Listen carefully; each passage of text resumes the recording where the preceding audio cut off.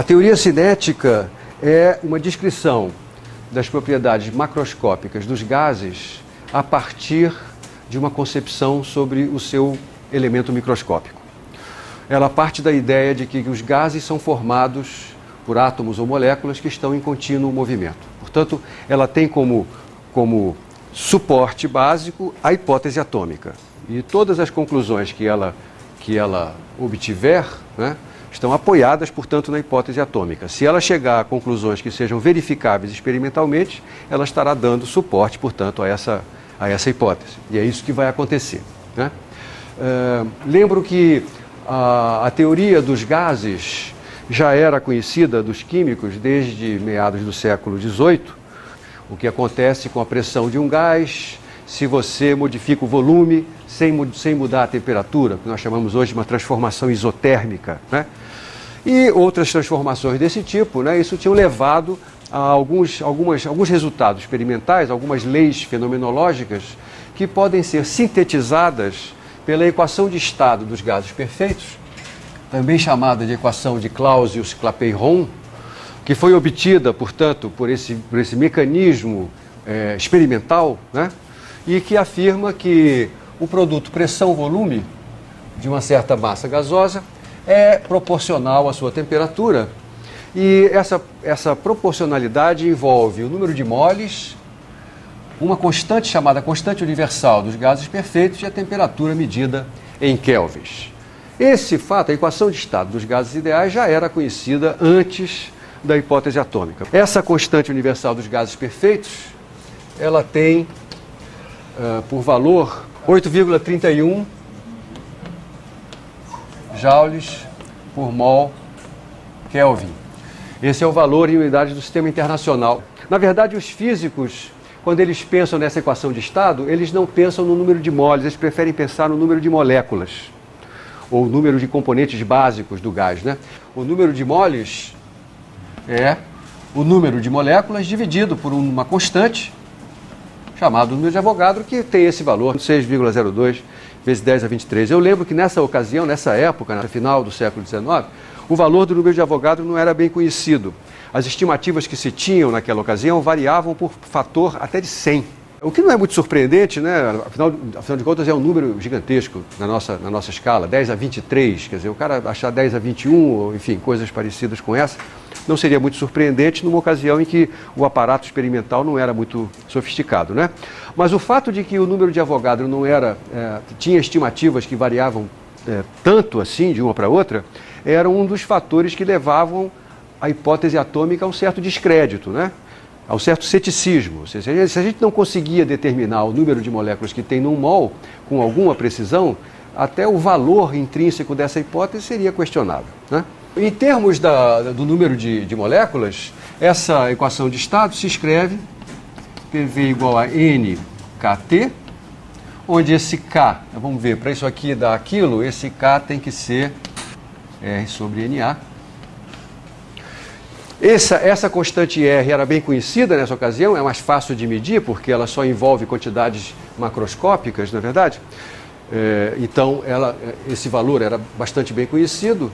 Se alguém conseguir determinar o valor dessa constante K, então teremos determinado indiretamente o valor do número de Avogadro. Então, esse vai ser o caminho que vai nos levar a conhecer finalmente com precisão, ou com maior precisão, o número de Avogadro. Essa constante tem um nome, ela é chamada constante de Boltzmann. Algumas vezes os físicos gostam de escrever K índice B, para lembrar que essa é o K de Boltzmann. A primeira coisa que eu vou fazer hoje é mostrar a você de que maneira, através da hipótese atômica, eu posso deduzir esta equação. E este foi um dos primeiros sintomas que começaram a convencer os céticos de que a hipótese atômica tinha validade. Para fazer isso, eu vou imaginar aqui o que acontece com uma molécula no interior de uma massa gasosa contida dentro de um recipiente. Imagina que eu tenho aqui um recipiente, estou desenhando uma vista lateral desse recipiente. Vamos supor que ele tenha uma aresta L e que essa face tem uma área A. E dentro desse recipiente eu tenho então as moléculas do gás em contínuo movimento, né? Essa é a hipótese atômica. E eu vou representar aqui o movimento de uma dessas moléculas, a molécula iésima, né? Cá está ela, o movimento. Nesse movimento, ela vai se chocar contra a parede do recipiente. Eu vou supor que esses choques são todos elásticos, né? Então, no choque elástico dessa molécula com a parede do recipiente, ela vai ser refletida com velocidade de igual módulo, né?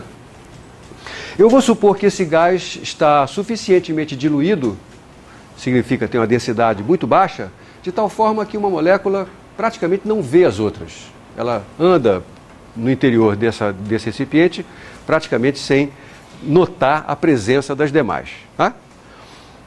E aí eu vou tentar determinar qual é a força que essa molécula faz na colisão com a parede. Para isso eu vou imaginar aqui um par de eixos coordenados x e y. E no choque com a parede que eu chamei de A, vai haver reflexão. Então eu imagino a velocidade dessa partícula decomposta em duas parcelas. A parcela que eu vou chamar V índice x i, quer dizer, a componente x da velocidade da partícula i. E o que eu sei, porque o choque é elástico, é que essa componente vai ser invertida depois do choque. Tá certo? Então, essa molécula tem momento m vezes vxi quando está indo, sofre a colisão, é refletida com o momento menos mvxi. Então, o momento inicial na colisão é mvxi, estou falando do momento na direção x, e ele se transforma em menos mvxi por reflexão, portanto a variação de momento sofrida pela partícula i vai ser o momento final menos o momento inicial, menos 2mvxi, onde o sinal de menos simplesmente indica, né, que a variação de momento tem o sentido oposto àquele que eu escolhi para chamar de positivo no eixo x. Tá certo?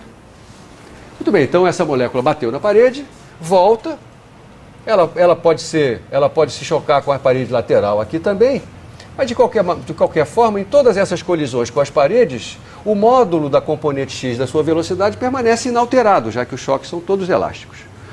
Então, ela em algum momento vai chegar à parede do lado esquerdo, vai ser refletida outra vez, e em algum outro momento futuro ela vai bater na parede do lado direito de novo. Qual é o tempo que demora entre duas colisões sucessivas dessa molécula com a parede do lado direito? É fácil da gente determinar, né? Porque a velocidade na direção x tem módulo fixo, tem módulo constante, né?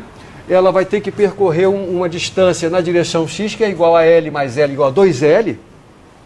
Então o tempo entre duas colisões, vamos chamar de ΔT entre duas colisões para a partícula i, vai ser 2L dividido pela componente x, V, índice xi. Ora, se ela sofre essa variação de momento, neste intervalo de tempo, se eu dividir uma coisa pela outra, eu tenho a força média que ela sofre. E essa força média aponta, é claro, para a esquerda, já que eu estou olhando para a força que a parede da direita faz sobre ela. Mas pela terceira lei de Newton, se a parede da direita vai fazer essa força sobre ela, ela faz uma força igual e oposta sobre a parede.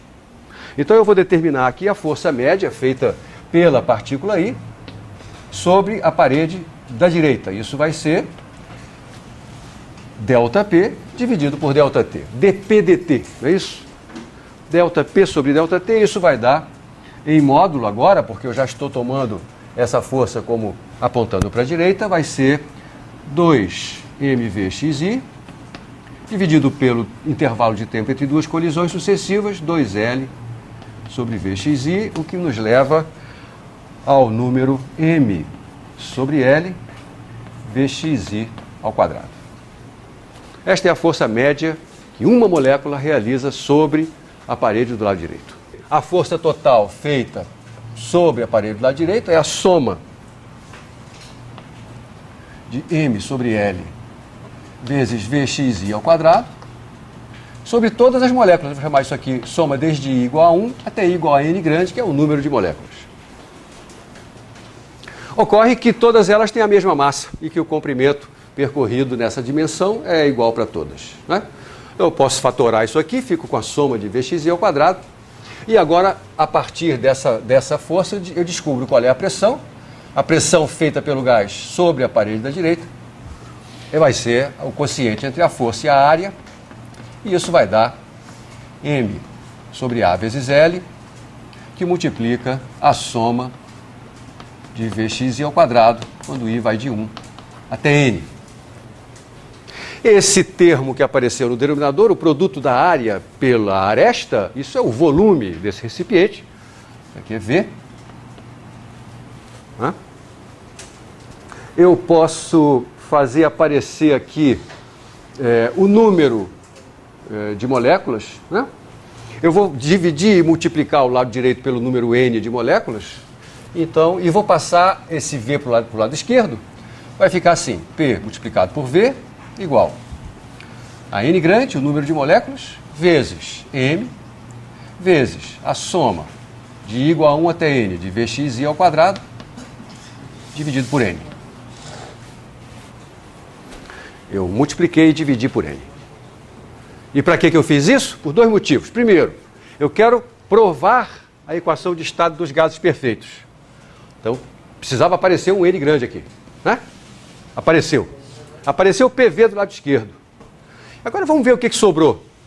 O que sobrou aqui, ó, este quociente, soma de Vxi ao quadrado sobre N, isso aqui nada mais é do que a média sobre todas as moléculas, sobre todas as partículas, do quadrado da componente x da velocidade. A notação que eu vou usar é essa aqui, ó. Acontece que nessa hipótese que eu fiz para obter essa equação, a hipótese de que as moléculas estão em contínuo movimento no interior desse recipiente, nada privilegia a componente x. Tá certo? A componente x tem papel igual à componente y e à componente z. Então eu posso dizer, né, por simetria, que a média do quadrado de Vx tem que ser igual à média do quadrado de Vy, tem que ser igual à média do quadrado de Vz. Por outro lado, V ao quadrado é teorema de Pitágoras. Tome a média dos dois lados. Então eu terei a média de V quadrado igual à soma das médias de Vx quadrado com Vy quadrado com Vz quadrado. Todas elas são iguais entre si e iguais a Vx quadrado. Portanto, a média de V quadrado é 3 vezes a média de Vx quadrado. Agora eu substituo a média de Vx quadrado nessa equação e eu obtenho PV igual a N vezes M, onde aparece a média de Vx quadrado, eu substituo pela média de V quadrado sobre 3. Média de V quadrado sobre 3. Eu olho para a equação que eu quero obter, né? Eu vejo que essas equações são idênticas se eu puder identificar o produto KT maiúsculo por M, média de V quadrado sobre 3. E ao fazer isso, eu ganho de graça uma coisa que eu não tinha até esse momento, que é uma interpretação microscópica do conceito de temperatura. Se você fizer essa identificação, se você fizer KT igual a 1/3 de M, média de V quadrado, eu posso outra vez multiplicar e dividir por 2. O que você tem aqui nada mais é do que a energia cinética média dessas moléculas. E eu acabei de mostrar para você que se eu identificar a energia cinética média, que eu vou chamar a energia cinética de K, como tenho feito até agora, com 3/2 de K minúsculo T, se eu fizer essa identificação, eu acabo de provar a equação de estado dos gases perfeitos. O que eu ganho ao fazer essa dedução é não só a convicção de que a hipótese atômica está sendo comprovada pela própria identificação da equação de estado dos gases ideais, como também eu ganho pela primeira vez uma interpretação microscópica do conceito de temperatura. Temperatura, então, a partir dessa identificação, é uma medida da energia cinética média das moléculas do gás. Então veja, quando você bota um termômetro dentro de uma amostra gasosa, o resultado da sua medida está te falando, está te dizendo indiretamente qual é a energia cinética média das moléculas do gás. Um termômetro, que é um objeto grande, macroscópico, mede uma quantidade microscópica.